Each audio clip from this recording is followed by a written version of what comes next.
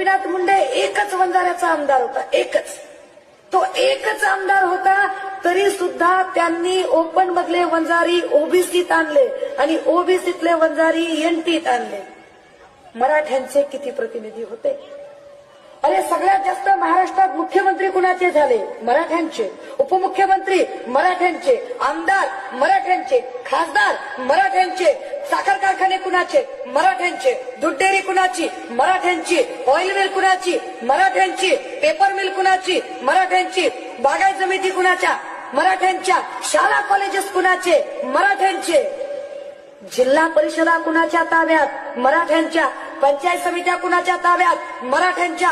ग्रामपंचायती कुणाच्या ताब्यात? मराठ्यांच्या. महापालिका कुणाच्या ताब्यात? मराठ्यांच्या. मग आरक्षण कुणाला मागताय? का नाटक चाललंय आरक्षणाचं?